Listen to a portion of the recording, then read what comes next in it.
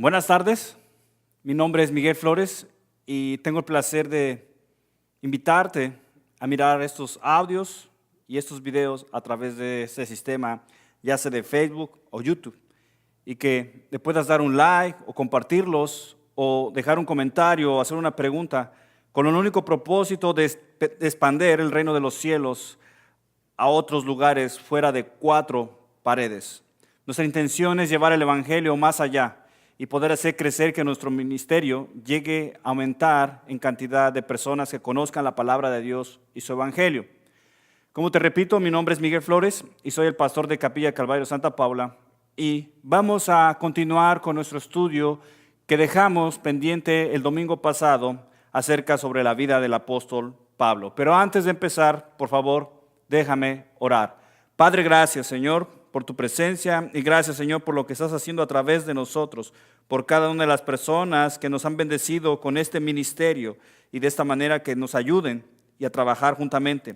Señor, te rogamos que traiga un impacto en la vida de otras personas que estén oyendo y escuchando estos mensajes a través de este medio, y puedas tú formar discípulos y personas que deseen aún más conocer y enamorarse de tu palabra. Por favor, que tu Espíritu Santo se mueva no solamente en este lugar, sino a través de los medios de Facebook y YouTube. Te lo pedimos en el nombre de Jesús. Amén. La semana pasada vimos quién fue Pablo, contra qué mundo se enfrentó Pablo, la extensión y el alcance de su trabajo en el mundo conocido en aquel entonces, su fanatismo religioso. También miramos sus credenciales seculares, lo que él adquirió a través de su vida, su condición espiritual dura, o sea, estaba muerto en sus delitos y pecados y tenía un celo por su religión judaica. Pero también miramos su conversión al cristianismo, su conversión a Jesucristo. Y por último también miramos la fuente de su poder. Su poder era adquirida por la gracia de Dios. El libro de los Hechos que encontramos en la Biblia fue escrito por el doctor Lucas y abarca una historia aproximadamente de 30 años, a partir del nacimiento de la primera iglesia de Cristo en el día de Pentecostés, con la llegada del Espíritu Santo, hasta que Pablo llega a Roma después de haber sufrido un naufragio, detenido por las autoridades romanas. Pablo más o menos debió haber muerto en el año 64 a manos de Nerón, cuando este emperador inició su persecución local contra los cristianos, a quienes acusó del incendio de Roma, que él mismo había provocado.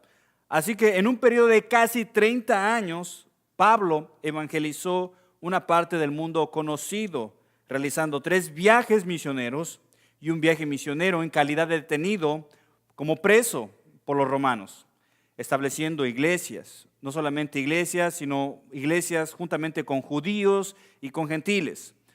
Además estableció pastores, diáconos, maestros, gente que se encargara para administrar las iglesias fundadas. El enfoque de la evangelización de Pablo al mundo en aquel entonces fue el evangelio de Jesucristo. Él dijo en Romanos capítulo 1, verso 16, porque no me avergüenzo del evangelio, porque es poder de Dios para salvación a todo aquel que cree, al judío primeramente y también al griego.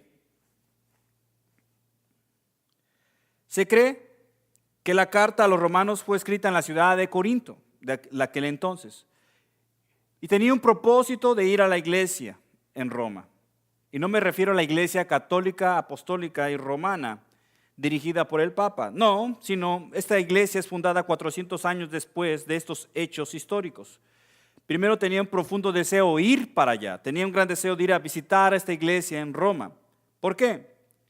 Porque quería involucrar a los creyentes en un viaje misionero en España, que también fueran de apoyo hacia él, para que si Dios le daba la bendición de ir a España y establecer iglesias allá.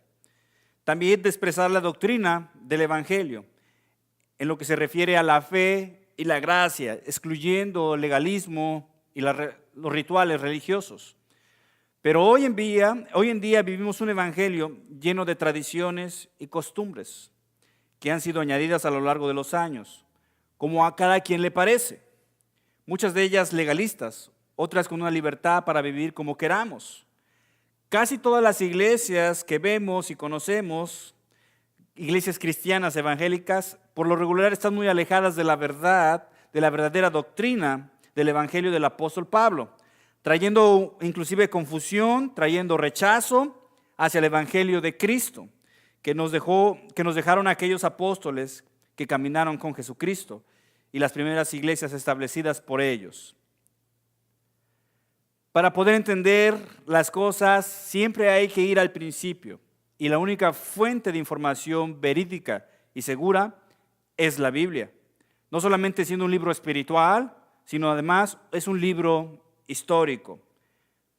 Al igual que Pablo, era importante dejar en claro que con los judíos, porque pareciera ser que la iglesia ahora abarca más en cantidad a los gentiles que a los judíos. ¿Qué hay de ellos que rechazaron y mataron a su Mesías? ¿Que no con su simple incredulidad es suficiente para negar que Jesús fue el Cristo, el Mesías, el Hijo de Dios? Y Pablo quería dejar en claro esta inquietud tanto de judíos como de gentiles.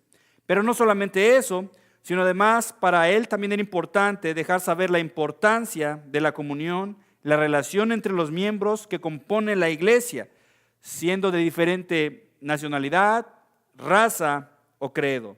Sí, en esta clase de reunión que tenemos, por lo regular tenemos personas de muchos lugares de México. Tenemos gente de Michoacán, gente de Zacatecas, gente de Guadalajara, gente de la Ciudad de México.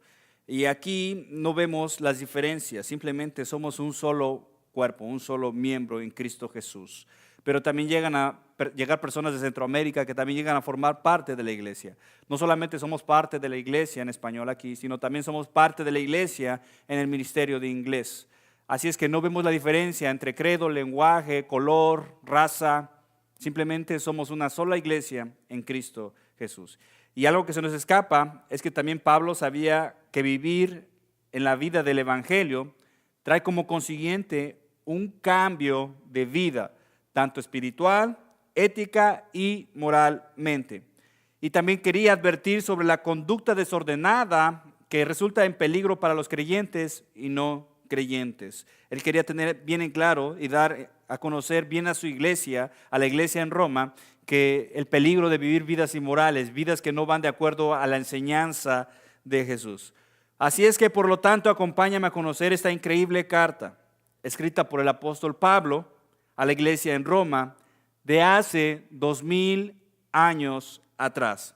Pero sin antes dejar saber que el apóstol Pablo es una increíble influencia para imitar. Es un increíble ejemplo de imitar en la vida de nosotros. En 1 Corintios, capítulo 11, verso 1, Pablo dice: sed imitadores de mí, así como yo de Cristo.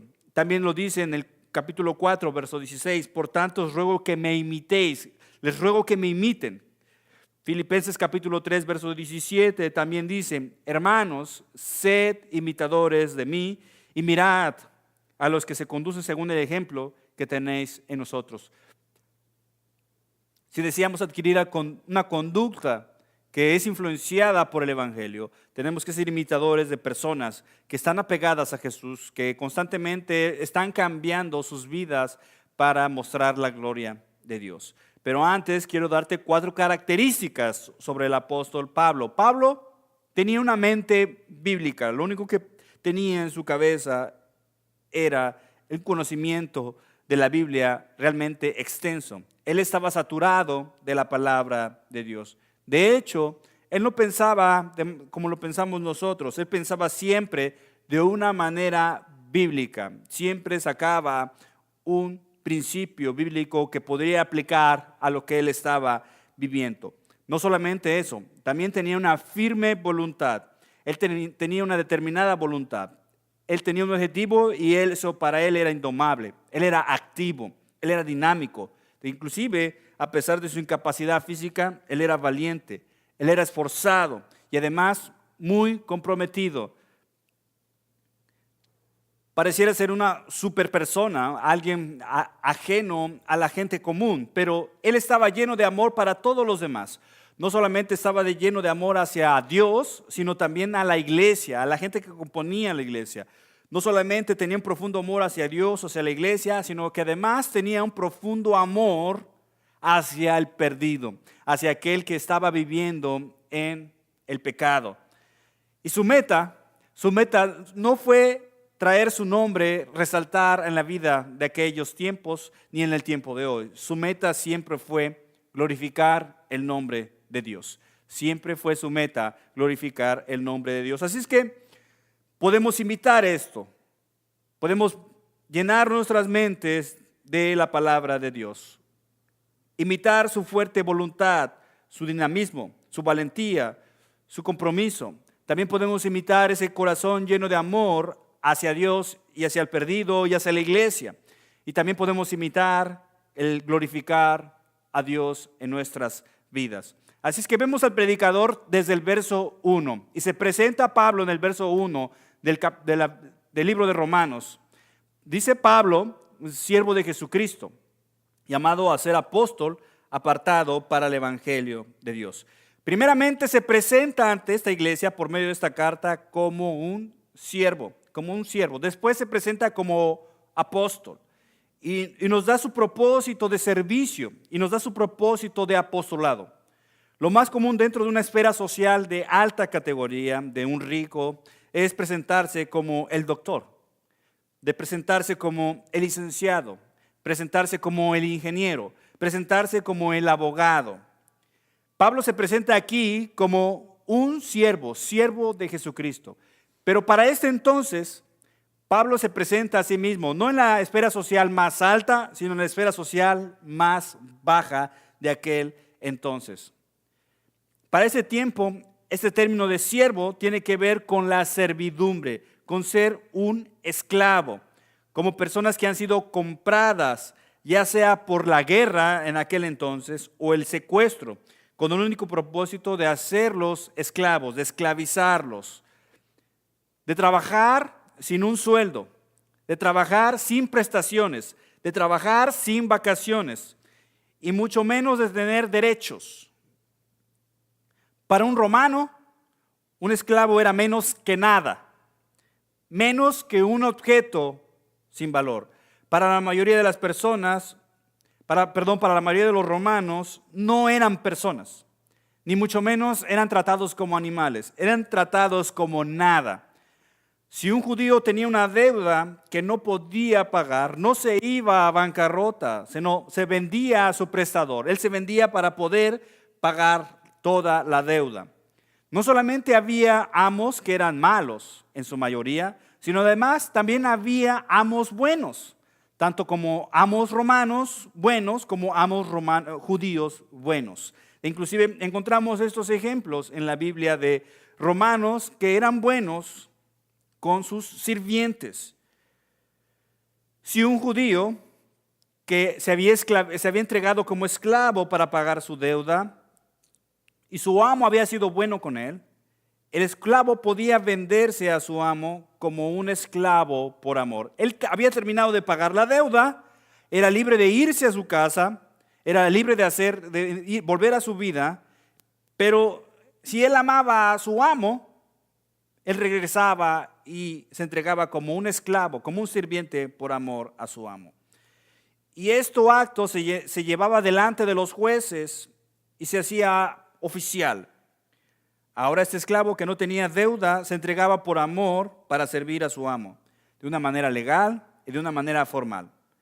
Pablo le dice a sus lectores aquí que primeramente está en la escala social más baja, con el único propósito de servir por amor a Jesús, sin ningún derecho, sin hacer preguntas, sin cuestionar, sin quejarse, solo para obedecer órdenes.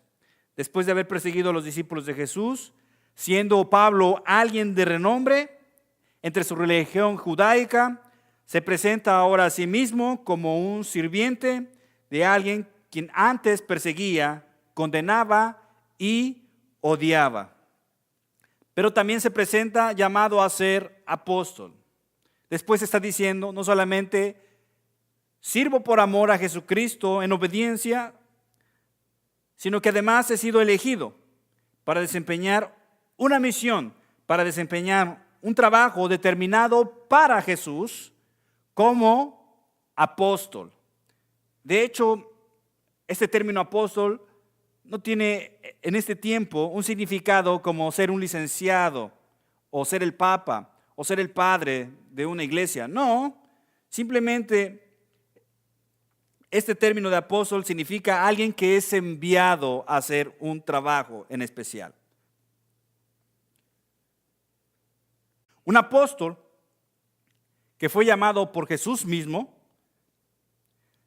en primer lugar tenía que ser testigo de la resurrección de Jesús. Él tenía que haber visto con sus ojos a Jesús vivo.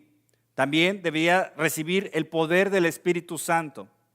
Y de igual manera, tenía que tener el poder de hacer maravillas. Y esto fue algo que pasó efectivamente en la vida del apóstol Pablo, aunque él no caminó esos 3 años con Jesús. Su llamado fue posterior a la muerte y resurrección de Jesús, pero él mismo dice que miró a Jesús vivo. Inclusive el evangelio que él recibió, lo recibió de Dios mismo. De hecho, también podemos mirar en la vida de Pablo el poder del Espíritu Santo en él, y también podemos mirar en la vida de Pablo el poder que hacía en las maravillas y milagros que él realizó cuando él estaba vivo. Así es que su trabajo era ser enviado, que es lo que significa ser apóstol. Enviado y apartado para un trabajo en especial. ¿Cuál? El evangelio de Dios. Así es que vemos su posición de Pablo. Su posición era de un sirviente primeramente. Su autoridad, él recibió su autoridad porque él fue enviado por Dios. Su poder es que él fue separado por Dios para realizar la evangelización en aquel entonces. Su mensaje, las buenas nuevas, el evangelio. Ese fue su mensaje. Y ese mensaje que Pablo entregó al mundo transformó la historia del mundo. Entonces, en ese sentido, un cristiano verdadero es un siervo de Dios, primeramente, que ha sido enviado, no solamente enviado, sino también ha sido separado para predicar su evangelio. Si tú eres un cristiano, tú eres un siervo. Has sido enviado y separado para predicar el evangelio de Cristo. Y esto es algo que no se mira muy a menudo dentro de la iglesia, dentro de un círculo religioso evangélico. Se nos conoce por cristianos porque nos reunimos en iglesias, pero no se nos conoce como cristianos por ser siervos que evangelizan al mundo con su mensaje de Dios. Así es que te dejo con este verso para que lo medites.